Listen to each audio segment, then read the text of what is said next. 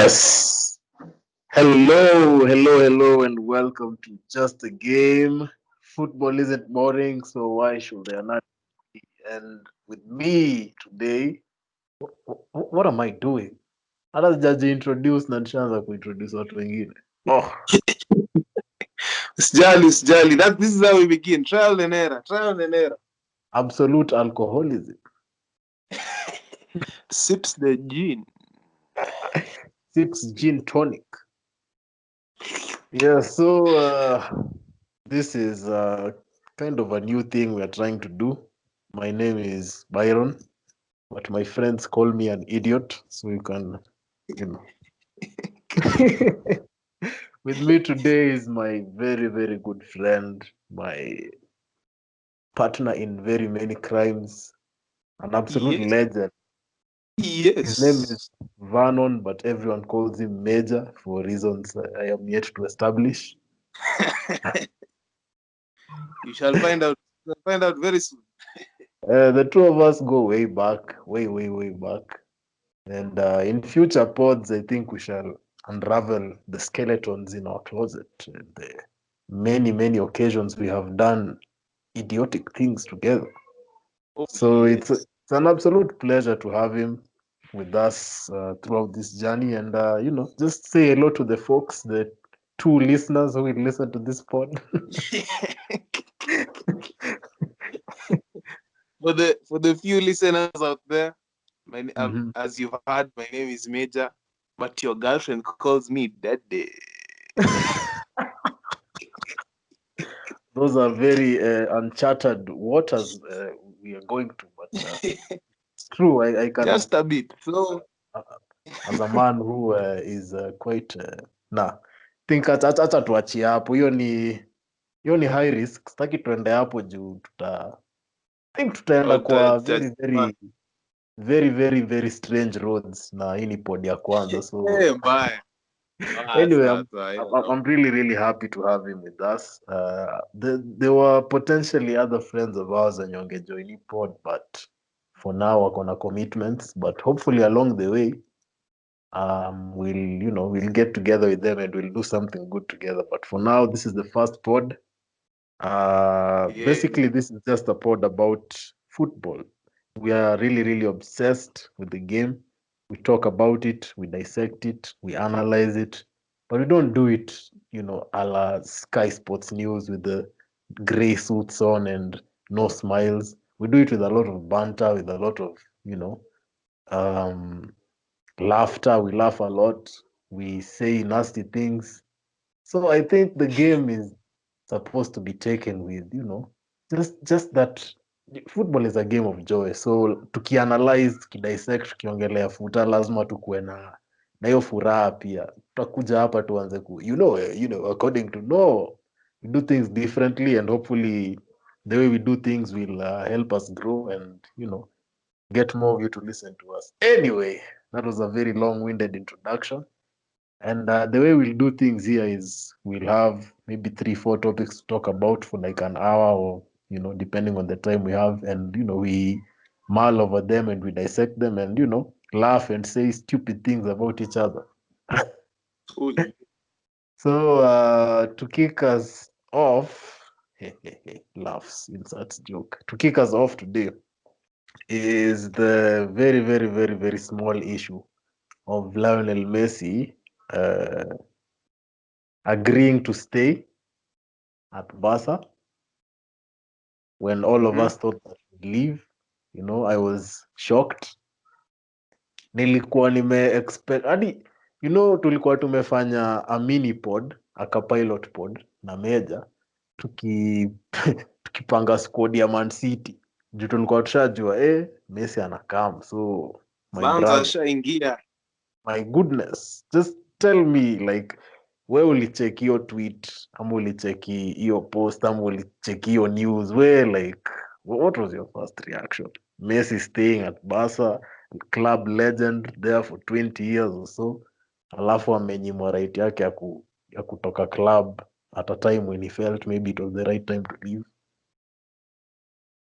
Mi naona mazee, hiyo story ya mzaa wake na agent kufika Spain, hiyo ndo ilichoma rada. Mhm. Juu mi naona Messi alikuwa adamant, like alikuwa adamant kuenda Mhm. kusika umecheki leo ameonyesha clips ya Messi akirudi training. Uh, Yeah, very so expensive Mercedes, I must say. well, the Hey, money, what can money. you say? Bro, ukisikia hiyo Uh-huh. clause, lazima drive Uh-huh. gari kama hiyo bwana. Lazima But, drive gari kama hiyo bwana. but of But course. maze, so mi Mhm. nacheki Messi cause hadi mzee wangu ni show, if you ukiona player ko willing to leave ka Neymar si alitoka Barca hadi alijilipia some of the amount Yeah, yeah, ndo yeah. arise. Yeah, so mi naona Messi like hii season ata peruse through it in the sense Mm. that Coman amekuja Barca kuibuild Yeah, yeah. na una find maybe like ni highly unlikely for a building club kushinda major trophies. Yeah, wako in Yes. transition. Wako in transition, so mi naona Messi like hii season tu ataperuse, obviously naona atacheza na his stats, ndo akitoka sa for free next season Mm. at least atakuwa labda si 700 million but atakuwa at a valuable place where clubs bado wanaweza mbid, True. but being that he'll be free really, hiyo ni unapata miko wangu, I think unapata three good years bado with Messi, considering that Yeah, even yeah, though he yeah. doesn't score, Messi bado ana assist vibaya sana. Exactly. Yes bana, so But you see, mm, hata hii tulidiscuss kwa back channels kiasi, but the issue, the problem with that, for me, umepatia hii club 20 good years. You've been there. mm, And yes, there's the caveat that wasa wamekubuild, mm, alikuwa na growth problems, wakashughulikia hiyo nini. But again, yeah, in as much as Messi owes a lot to the club owe a lot to him. The, mbaya. the, the many occasions zenye huu msee single-handedly, eh? last season, like na Mm, Valverde, mm. vile I mean, like your La Liga, man, like for real, come on. I mean, Fam. umse your team, the only viable players kwa hiyo squad ya 18-19 Barcelona probably ni Mm, Messi himself, Marc-Andre ter Stegen, Frenkie de Jong mm. na Yeah. mseka Ousmane Dembele mwenye haezi cross barabara bila kuteguka adunde, like haezi Bana kapit, jo. but there's a lot of talent there, so like apart from ter Stegen, Messi mwenyewe, Frenkie de Jong, mi hata sijui mbona walibai Griezmann, mi si understand. Same. Sijui mbona walibai Phil Coutinho, mi si understand. But Messi Yeah. like alidrag hiyo team to the title, alidragi team to, ilikuwa semis vile walikuwa knocked out by Liverpool. Yeah, same.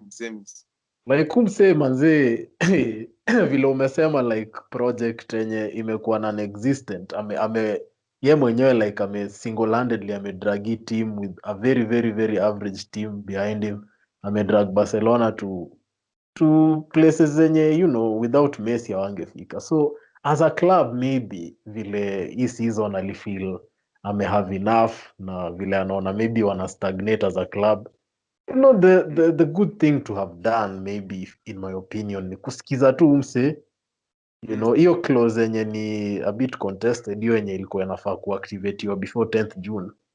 mm. You have to caveat it with the fact that season iliextendiwa juu ya circumstances zenye wasa wangeforesee. Yeah, bana. So but si ulisikia vile alisema hataki kupeleka club of his life, the club he loves, to court, so maybe pia Hiyo idai. so like what do you think like implications zingekuwa kama maybe wangekubali Messi aende on a free, kama wangeenda maybe to court? What do you think implications zingekuwa? What do you think it would have meant for the club as a general, the club in general, the club as in to lose probably its best player in history on a free, na Barcelona unafaa kukumbuka iko na financial struggles sahii.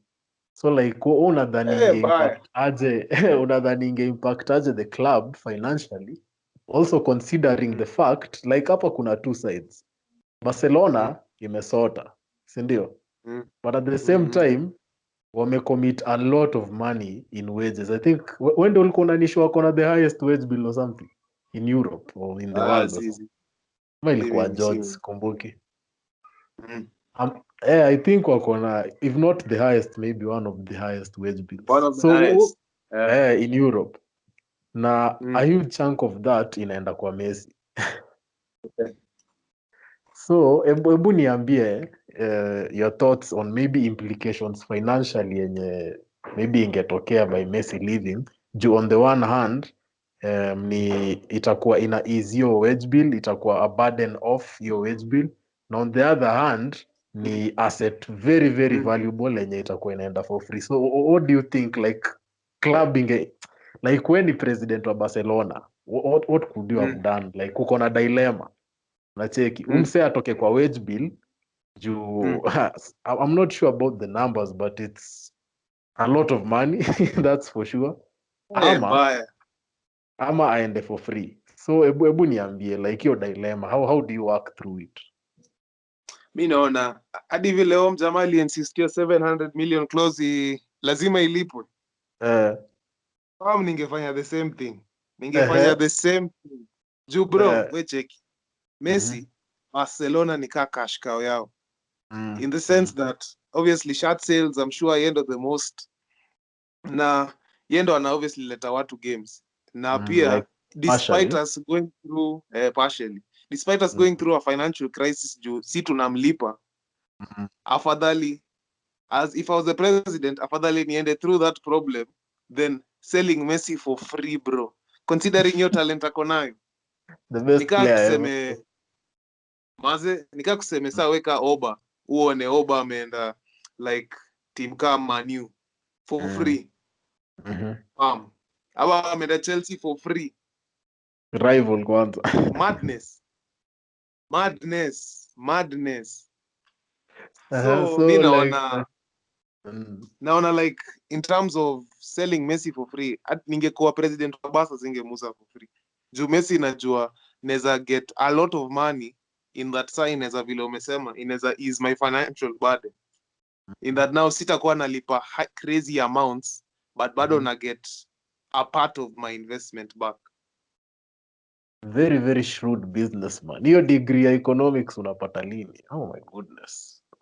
Please send the PhD bwana. They talk about David D. Who is David D when we've got Major himself? Absolute businessman. You absolute. You know, mi nasikia wase wana rave kuhusu Jeff Bezos hapa. Jeff Bezos ni nani? So bro, mi cheki, mi unajua shida niko nayo na hii story.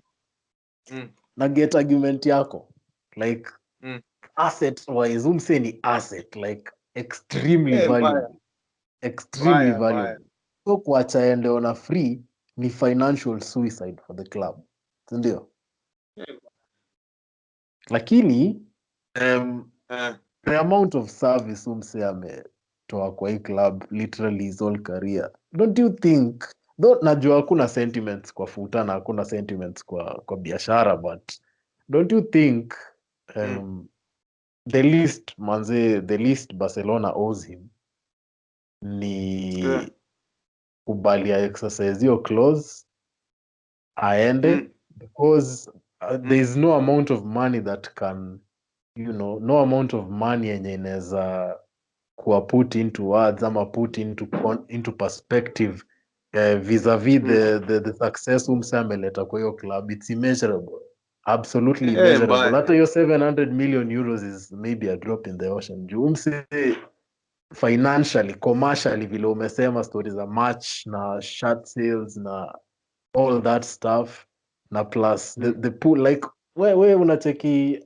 useme like Asia huko China ama huko Africa, why do people support Barcelona? Wezi niambia ati juu ya Cruyff ama sijui juu ya kina Ronald Koeman in the 90s. Ni Messi, like literally. Labda unaweza sema wengine usema Ronaldinho, but majority majority but vile ina unasema. overlap, si ndio? Ina overlap. Majority ni Messi man. So bro, umse the contribution yenye ameleta kwa hii club, don't you think maybe siongelei like sentiment ama like rumor ama nini, but manze the least they could have done kuacha tu aende tu after the service. Yes, ni financial suicide, but the impact he's had on your club is far bigger than that 700 million euro. So just hebu niambie tu, like, najua siwezi nimetry kutalk away from this na kutalk into hii idea, but hebu tu ni show like briefly huoni kaa But ni then unfair? I get your point. But then I get your point. Cause like an example okay, siwezi sema ati ilikuwa juu ya do, but an example Lampard in Chelsea aliserve Chelsea for a good amount of time. Hadi kuna time I think ilikuwa 204 205 if I'm not wrong, or 205 206 alikuwa top scorer wetu with 20 goals. So na vile alienda City, hiyo ilikuwa understandable. Hey English juu sana. Juu saa alienda City pia, like career yake ilikuwa inaenda on a down spiral, so kuenda City ilikuwa pretty fair.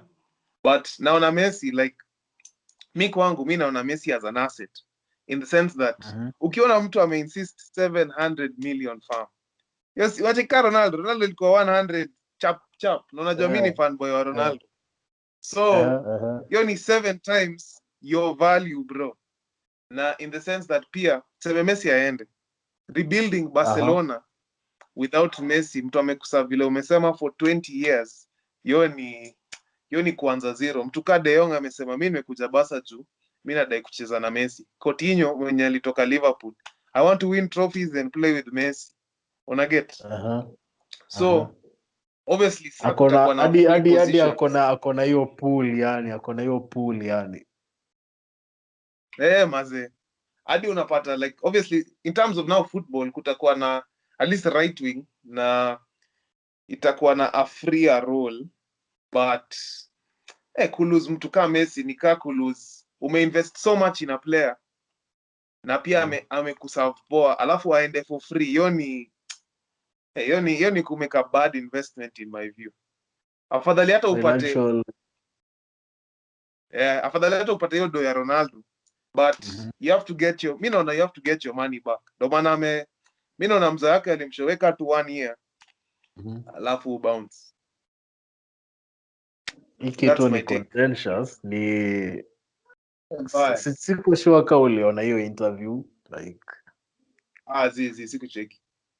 Body language yake ilikuwa ina speak volumes.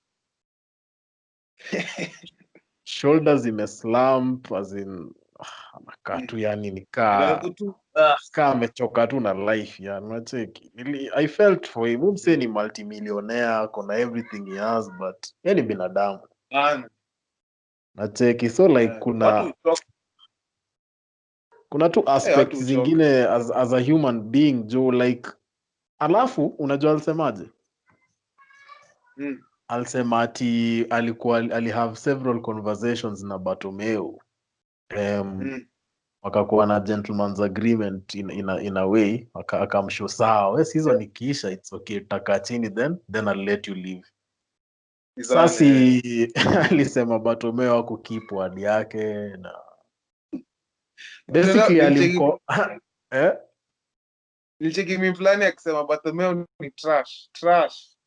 I think juu ya hiyo stuff sasa unasema basically alimcall out tu akasema, you know, the leadership at the club is a mess, not his words as in nasema tu na paraphrase, but ali call out Bartomeu manze, na mi best of your interview, you know, an unhappy Messi okay, definitely anapenda hiyo club, so haezi down tools, but it's not ideal for the dressing room, but mi si fan wa Barca, so I don't really care.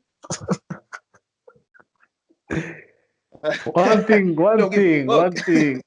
thing I know you'll care about just your story of Messi, unless you have something to add on it, I think we have sucked it dry, as she said. Yes. That's what I think that's a way. So one thing I know you care about is Chelsea Football Club. Russian money. Of course, you know. Building an absolutely exciting squad, with several additions. My goodness, spending the cash like ni maji, wode, waba, for that Russian guy. Jamaa akona, msezi akona yacht fulani yenye sijui. Manze sijui nilikuwa soma wapi. Like umsa akona yacht yenye like iko worth a certain club, like worth like your yacht value yake ni more than club fulani, a top club in Europe, which I shall not. Buddha, mi si make up hizi vitu Buddha. Roman Abramovich akona yacht fulani. Ebu in your free time enda tu cheki tu, and just Google. This guy has a yacht. Roman Abramovich spending the money like water. Mepiga transfers mingi, but enye imekach eye yangu manze, Kai Havertz. Absolute Kai Otieno Havertz. Cheki. Yo middle name ni contentious.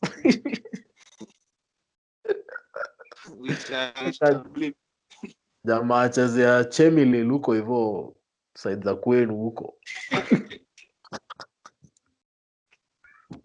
Bro, nipe lowdown. Yes.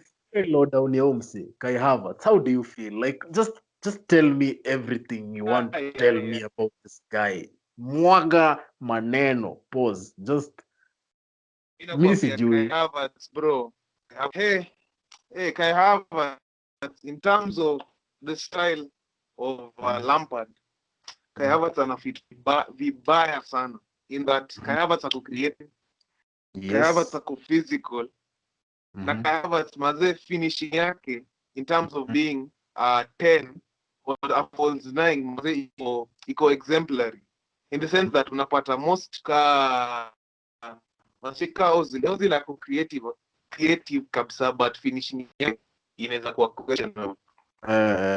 But Kai Havertz, mimi nakwambia that is a Mori akina Mason Mount wanaweza rudi saa Wigan sasa. Warudi mali walitoka.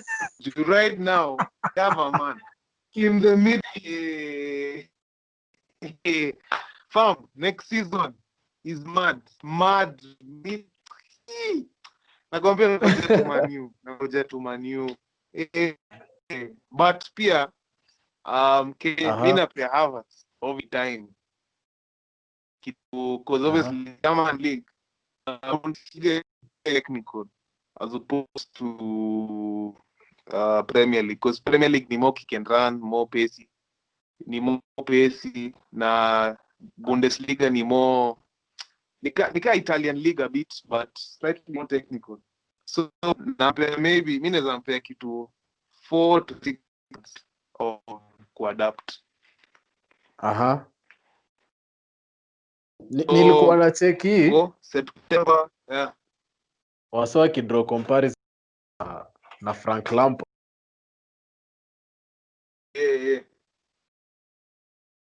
Mi cheki mi unajua siwezi claim kwa like nilicheki Lampard in his prime and what not, but unacheki kama kuna similarities hapo.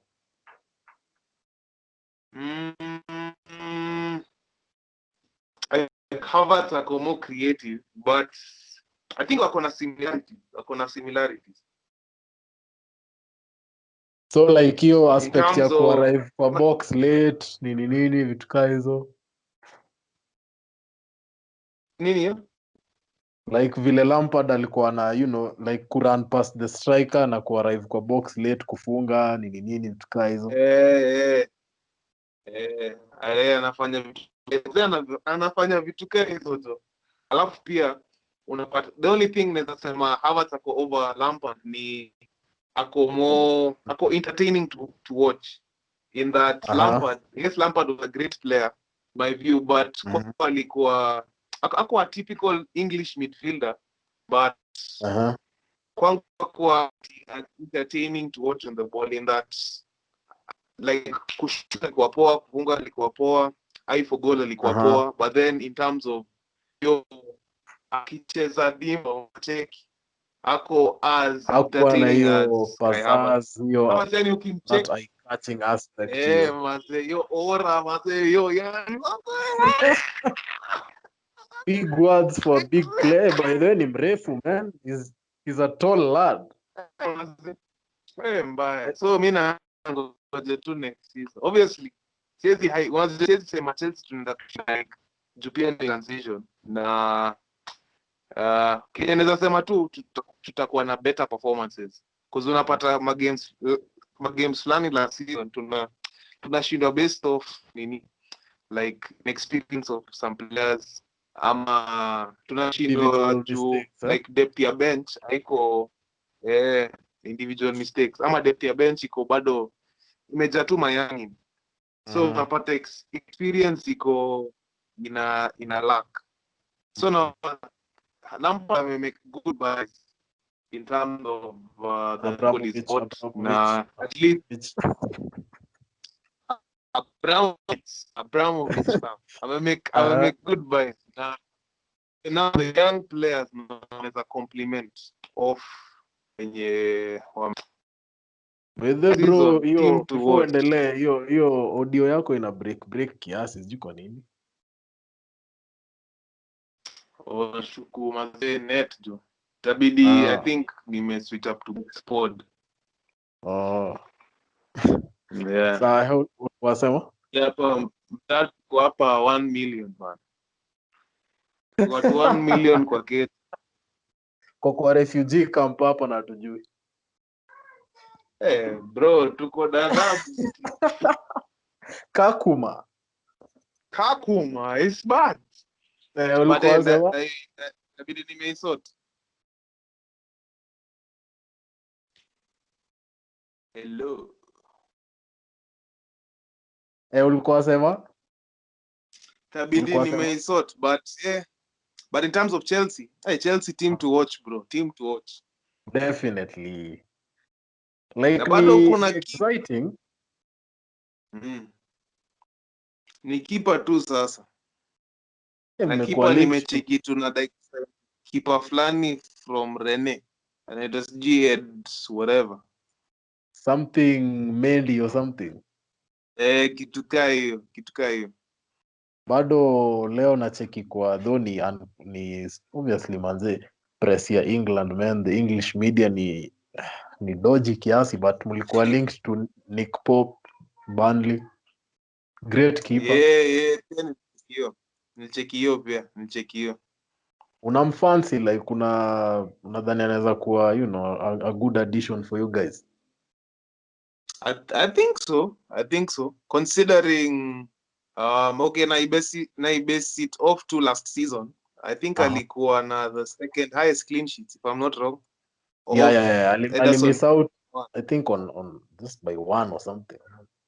The last games I think walifungwa because I think kabla the last game walikuwa tie walikuwa tie na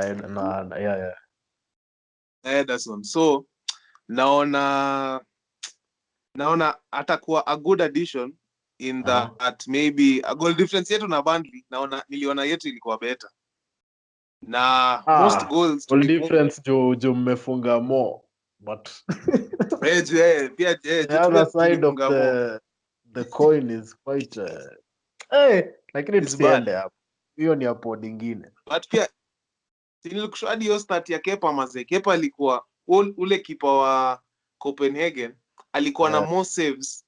No, alikuwa na the same saves as Kepa during the restart. Bro. Mtu akona 13 saves in one game. Mtu akona 13 saves in sijui how many games during the restart. Hiyo ni ufala gani? Na cheki hapa according to Sport Bible like Kepa has the worst save percentage in Premier League history. History, Ndo ujue 54.5%. 54.5%. Conceded 8% of Chelsea's Premier League goals since 1992 in 2 years. 8% Fam, of Premier League goals since 1992 in 2 in 2 years. years. On what? Ujinga bro. Ujinga. Mimi nakwambia Ay, tu ay, ay, ay, shida ay. keeper. Like defense yetu, mimi naona defense yetu iko decent. Decent. Iko okay. Haiko ati phenomenal, haiko mbaya, iko sawa tu. But The guy behind them ndio Manze ako Kepa questionable. mbaya. So I hope Unajua sitakoze. mulikuwa Sema. ilikuwa msain Alisson, I guess that same year. Walai.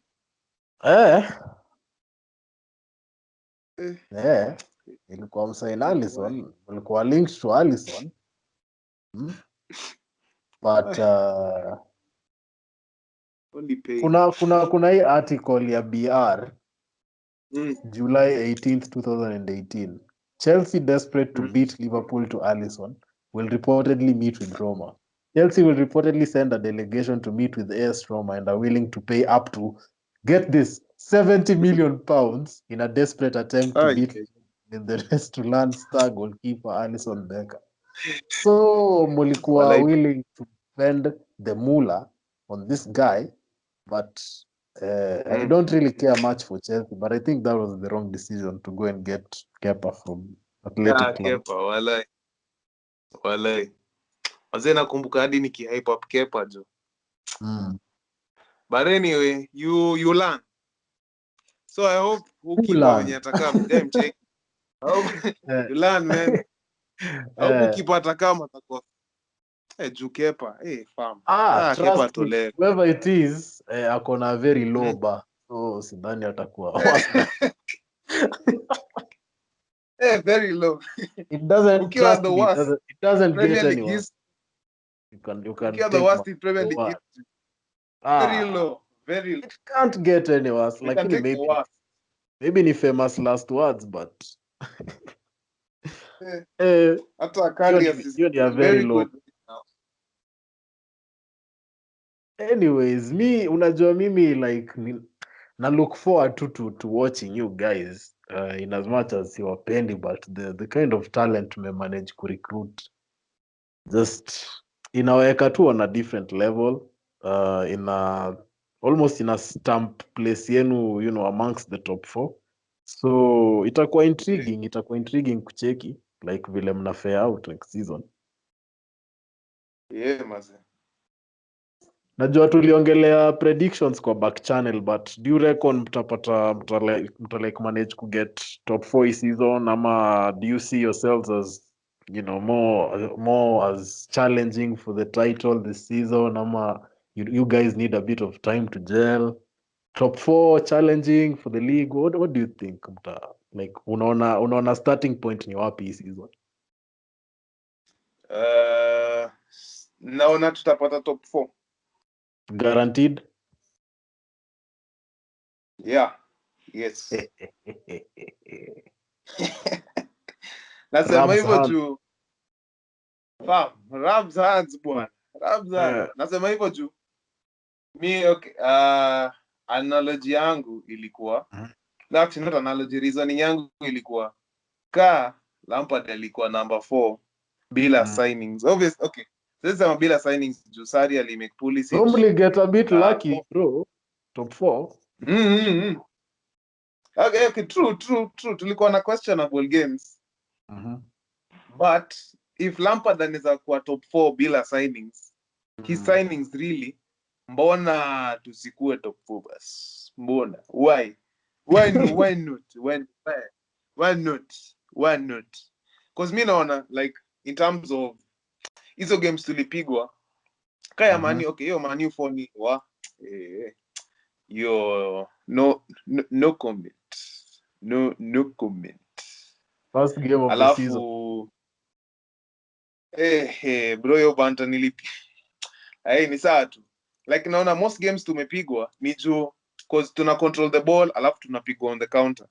So naona Lampard at least recruit defender na left back mwenye anaweza cheza mbele na pia ako sawa nyuma.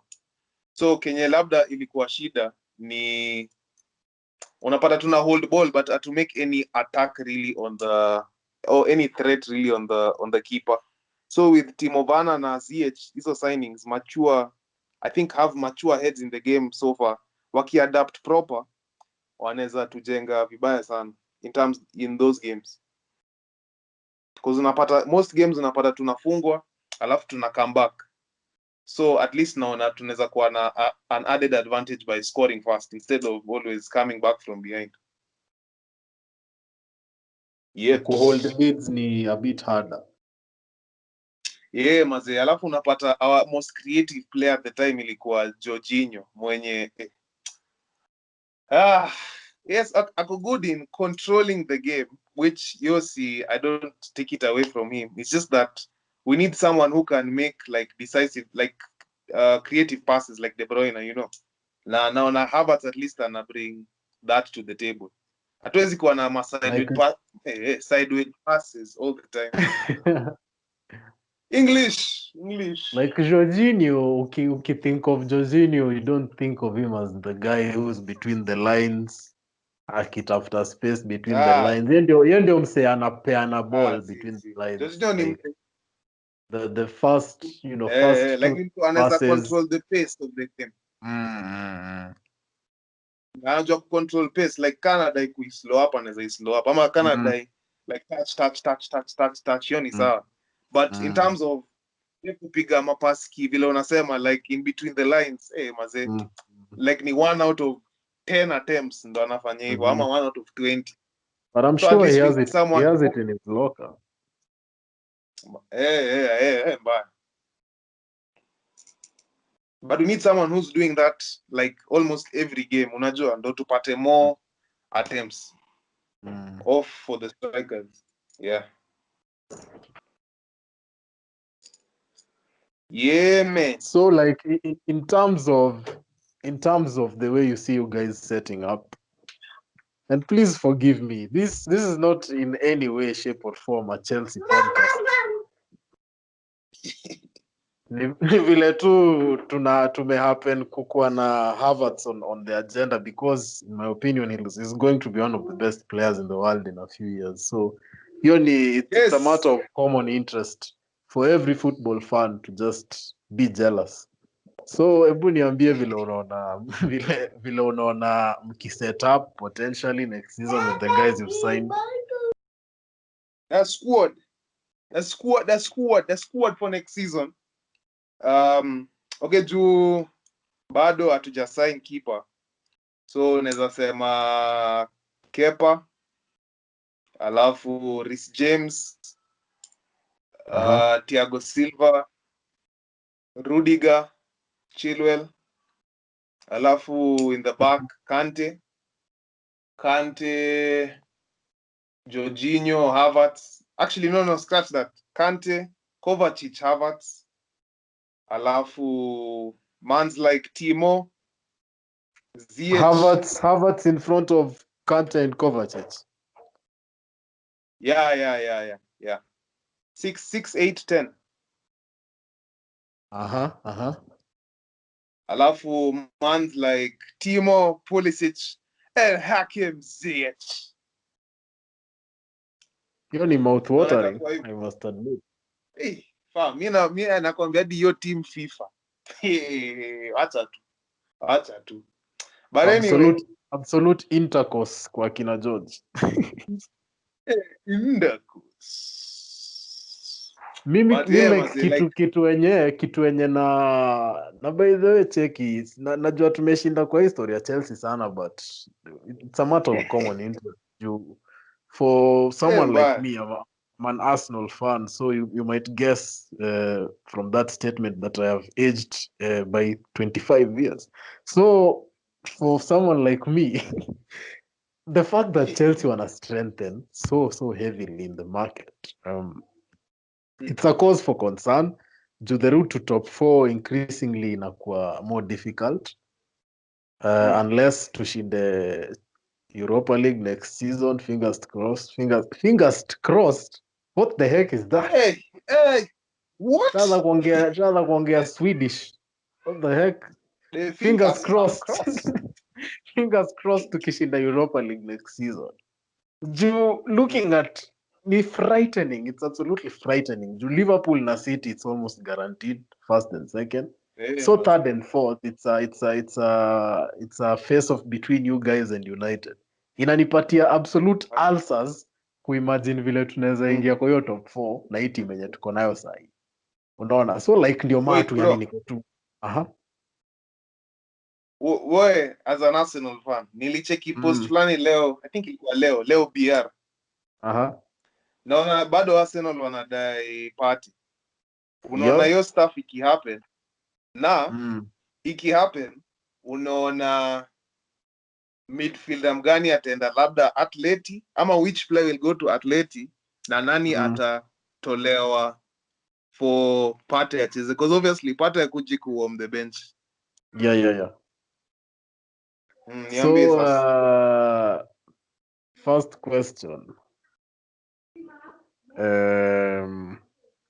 the fact that tunakuwa linked to Thomas Partey is encouraging.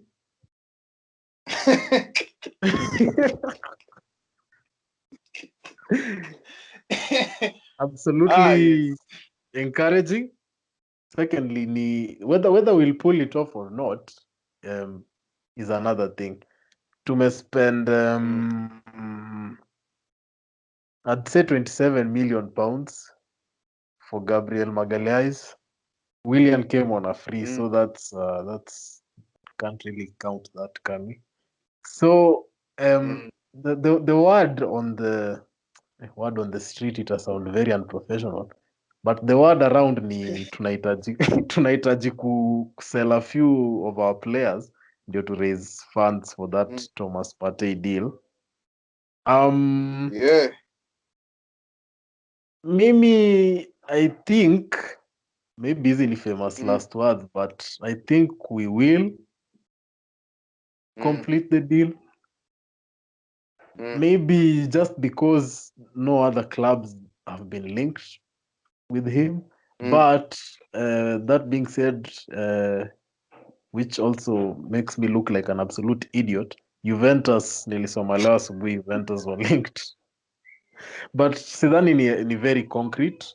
So na plus hiyo midfield Juventus ni hiyo midfield ni madness. Ndio ako linked huko, but sasa ataenda kufanya nini huko sasa? Endo shida. Sasa wako na Arthur, wako na Rabio, wako na Rabio. Bentancur. So unashanga, what are you going to do there? What? Hiyo midfield ni absolute intercourse.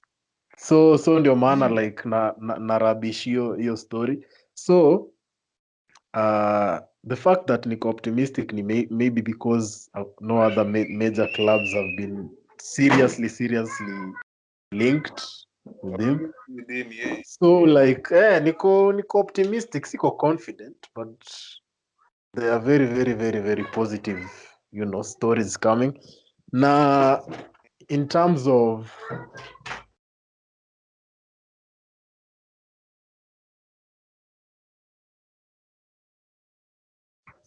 sorry about that. In terms of who might okay, let me just finish the point kabla nichanganyikiwe. So yes, I think tunaweza manage to pull it off if we sell well. Maybe some unpopular sales like Hector Bellerin alikuwa linked to PSG sometime last week. Hiyo stuff. Hiyo inaweza kuwa unpopular kidogo. He loves the club, amegrow up huku, tulikuwa tunamwona kaa future captain of the club, but if that's what it takes to improve the team, then we might just have to see the back of him. Socrates to Napoli, 4 million euros, that's That's too little. Yeah. It's not so significant. There were questions of Matteo Genduzi. Though Matteo Genduzi was mentioned in a separate deal as make weight for Usemawa. So like they were offering, I think, 35 million pounds plus Matteo Genduzi for Usemawa to Lyon. Mhm. So Thomas Partey, maybe we'll have to sell really well so that we can get him, but I'm slightly optimistic about it. So in terms of what you asked me, now Nanani can replace. Mm. There's this kid called Macroca from Espanyol. Nah, I think Yeah. the deal is very close to Mm. completed. Not very, very, very similar players, Mm. but Mark Roca is, a Rodri type player, that guy who sits, in front of the back four, controls the tempo of the game, really, really, really Yeah. technically gifted, incredible left foot, I think. And Mm. yeah, I think it will be a good signing for them. Not necessarily a like for like, but Diego Simeone, my goodness, I can't speak. What is Diego happening? Simeone, Diego Simeone has been trying to change the way he approaches games. He's trying to play more expansive. So he'll need, all the technique he can get, all the Oh passing yeah. from deep he can get. So yeah, if you've watched Atleti recently, they're trying to do something different. Yeah. So Macroca will be a Mm. good addition for them. And in Yeah. terms of who I think Partey will replace in the squad, in the lineup, for me, um, this is very unpopular, and I'm not saying it will happen. I'm saying it should. So Yeah. for me, Granit Xhaka. This is, I might get absolutely Ah, murdered for, but Allah. listen to me. Listen to me.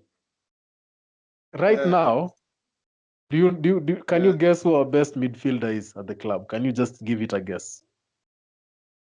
In terms of just being a midfielder. No. The best midfielder, like overall, the most important midfielder, the best midfielder at the club right now. Naona ni Chuck. Exactly.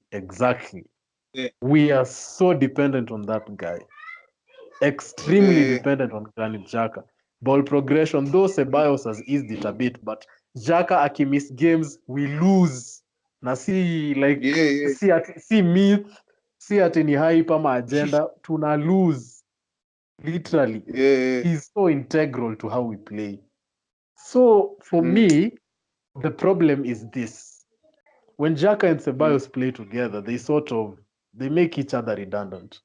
They are almost Mm. the same type of player. Like Ceballos is a Granit Xhaka with a right Mm. foot and Mm. not quite the same passing range, and a bit Yeah. just slightly 1.5% more athletic than Granit Xhaka. So Yeah. both of them like to have the game in front of them, to dictate play, Yeah. to since we have a lot of play going down to the wing backs on the flanks. They like to have the game in front of them, or receive, spray the ball wide, Mm. receive, spray the ball wide. Very, very, very hardworking Mm. players, but quite similar, quite of the same mold. Mm. But Xhaka Mm. is, the poor man's Andrea Pello with a good left foot. So for me, though, for now Hey. it might Hey. it might not happen because it's so important for Mm. the team. I'd go Yeah. for Xhaka being replaced by Partey, and then being sold like after a while for good money, because he's a really good player. It won't Mm. happen because he's so integral to our team. But I think that would be the most intelligent thing to do. And Ceballos is 24, still has time. Xhaka is in his peak, at his peak. He'll not get better than this. Huyo ndio Mm. like asha peak. That's him. Haezi improve on anything. ndo So mwisho. Ceballos ashagonga ukuta. So He's done. Ceballos bado ana grow, so talented. Akiwa with the Spain under 21s, under 23s, was probably the best young midfielder in the world kwa hiyo age group yake. So for me, Ceballos Partey,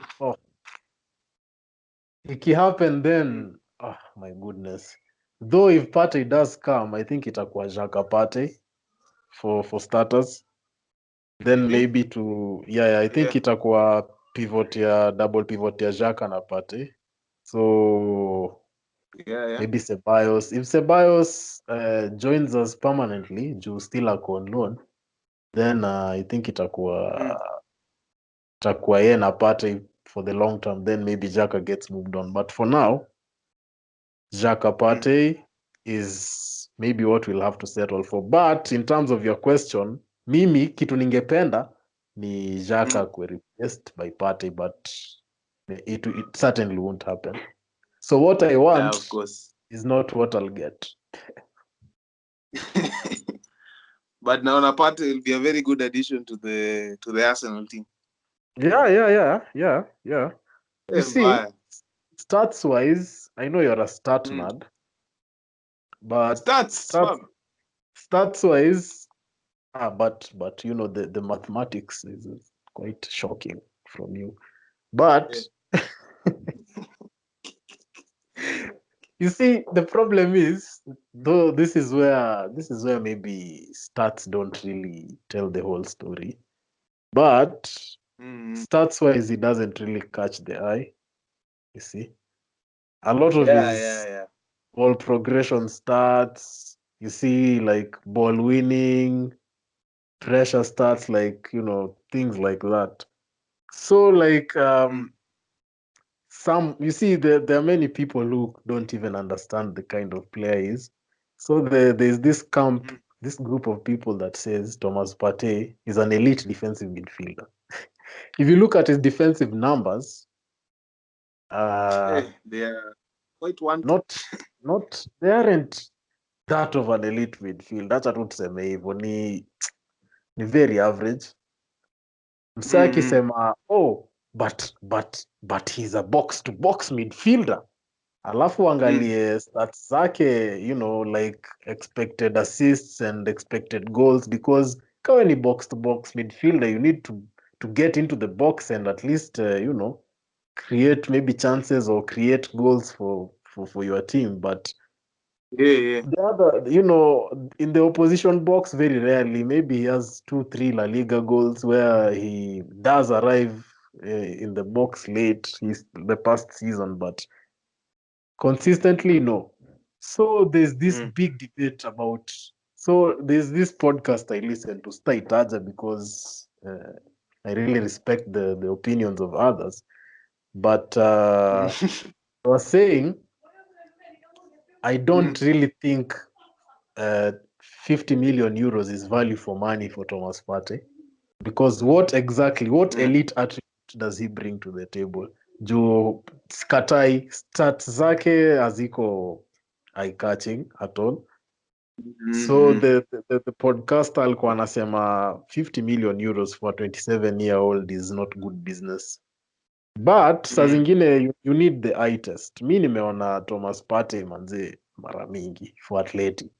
And this guy is he isn't a defensive game, bro. like that's for sure. Yes, he defensive midfielder.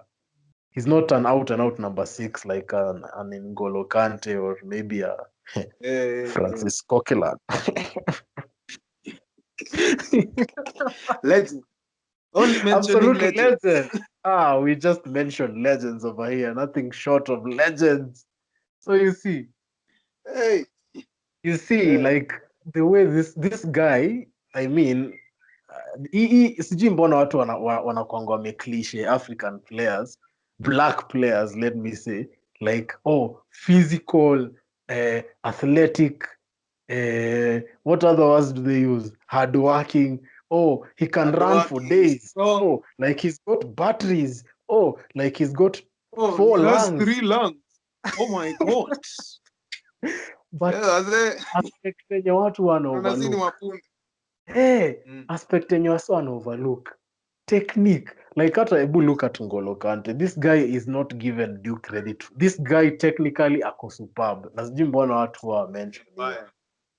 He's an Okay, I absolute think technique. watu saa kenye unasema saa watu wanaangalia saa work rate yake. Like Why? fam una Kwa nini? which Mbona okay hata obviously naona hata Kevin De Bruyne ni hard working as fuck, but that's not what they talk about pekee. I think kwangu from your argument naona like for Kante watu wanaona his work rate because I think it's exceptional.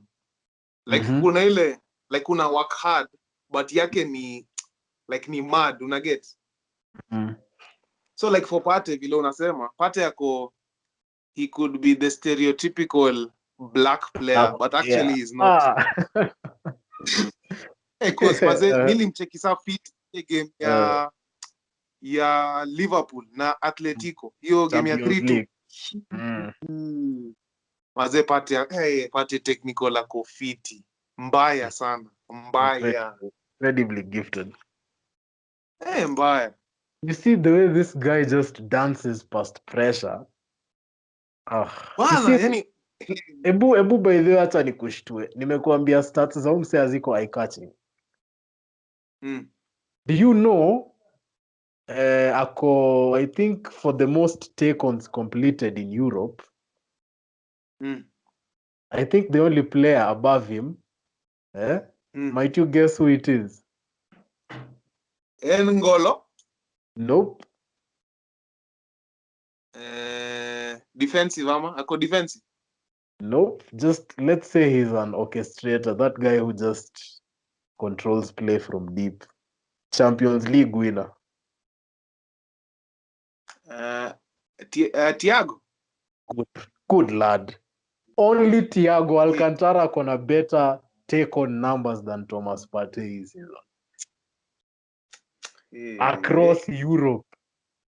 So this fella can dribble past pressure. He can turn past pressure. Ujamaa, technically, he's very underrated. So like for 50 million euros for a 27-year-old is waste of money? I don't think so. Mi naona hiyo ni ya steal hadi. If we get him, then alafu maybe God willing tukimanage kusell vizuri, though sioni ikihappen any season, but along the line, down the line tukipata a more creative player, I'll be very happy. So Thomas Partey, Granit Xhaka midfield will be good, though I would want Ceballos there instead. But that will be good for starters. Then if we get a creative player in front of them, like kuna signings huwa zina change team tu yani completely. That will be one of them. Mbaya sana. Well, sorry? Naona atakuwa an added advantage. Definitely. Like ni kitu tumelack since Santi Cazorla. They're not the same kinds of players. Hata you might argue Ceballos is a really good player. Anaweza trick his way out of pressure pia, but that added can I say stereotype? You are black players yakuwa extremely athletic and physically imposing. Hiyo itakuwa added advantage to have someone like Partey alongside him. So yeah, I hope nimejibu swali zako vizuri. Yeah. Yeah, so anything you want to add? Naona tumerun out of time, you have to rush. Maze. Kwangu ni out of the blue hadi nimefikiria during the podcast. But I think ni kitu tutafanya on the other podcast ya unarate your top 10 wingers or top 10 midfielders. By the way, niliona hiyo episode ya Filthy Fellas. My goodness, ni interesting. Niliwatch by the way. Hey, fam, au majama.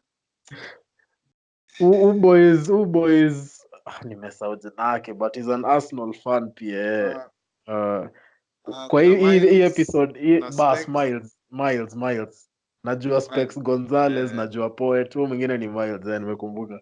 So kwa hii episode yenye walikuwa na rank Premier League wingers I guess. Alafu I think anybody like Willian akakuwa mentioned like I think top 10 like 9th or something amongst Premier League wingers. Kwa Miles ali disagree, he had none of it like Miles, harank Willian unafaa at all. kucheki, unafaa kucheki Mm. ni players sa top 6 players in the Prem in like sa tuseme for example uko na choice ya ku bring in a player from any big team obviously except Ronaldo and Messi and Neymar, but like a reasonable signing una get like a reasonable Arsenal signing would make. So una bring in nani na unatoa nani? Maze Miles Chelsea alisema Willian very fast. Ala? So his argument yake ilikuwa valid in that Willian, and I think nilimention it before, like Willian si mtu stats. Si mtu, Bas, if you check his exactly, one of stats, those Willian, players wenye unahitaji eye test. Willian ni mtu lazima like ucheki game yake uone atakaa afungi like 10-15 goals in a season, huu ni mtu ana impact game. So Miles alikuwa na base it off on stats. Yep, but Willian mazee as a player mi kwangu mi nimerate Willian. Like Willian ni mtu anaweza We have your impact game. Obviously conversation. I mabao think hata kupea. tunafaa we have 10 on the next pod like like some of the players who maybe don't really get much like sitaki kusema underrated but like some aspects of their game maybe ni ka vile tumesema certain black players like technical quality yao inakuwa overlooked over stereotypes na vitu kaa hizo. So so William maybe tunaweza discuss and a host of other players on the next pod. Definitely. Yeah, so I think we'll leave it there ama unless there's Man. It's been great manze. So Thursday I guess. Thursday tuko bwana. Yeah, so barring any technical issues or lack of computing skills from me, the podcast will have it with you on Tuesday. We're recording on a Monday, so hopefully you'll be hearing this on Tuesday, and leave your comments and what you'd I cannot speak Major, siwezi ongea. All of a sudden nime lose the ability to communicate effectively. What am I doing on this planet? What species am I? Gene. Nilikuwa nasema you leave your comments what you'd like us to maybe look at on the next pod, and the only way we can grow is by creating interactions and sharing blah blah blah, and maybe along the line we might do a Q&A ama aje bro. Mbaya na pia watu like share their views on any comments that we've made that you feel you either oppose or agree, and as well you can also put in some suggestions of what you think we should do, and obviously we will check the 2 comments we will receive. Yes. Yeah. That's I think we might leave it there. So Major is on Twitter at my name on Twitter, or my handle on Twitter is major.aseto. And you can catch me on Twitter Byron. at Byron Ma 2298. I don't really. I think the best way to interact is Twitter. Insta is not really, not really interaction friendly. I think for me at least, I guess Twitter is much easier to interact on. But for me, you can get me on Instagram still at major.aseto. For me, you can get me on Instagram, but I'd advise you not to, because it's absolutely horrendous. At Biza_Lions. Yes, Major. Sorry manze, nimekukalisha hapa past your time. It's been great to talk, bro. Hey Sam, always bro, always. So hopefully we'll get something done on Thursday, and get the two listeners something to listen to on that day. Something to get you through this pandemic. Exactly. It's been great talking, bro. Peace and love. Peace and love, fam. Peace and love. Till next This time. has this has been the Just a Game pod, and as always, take it easy.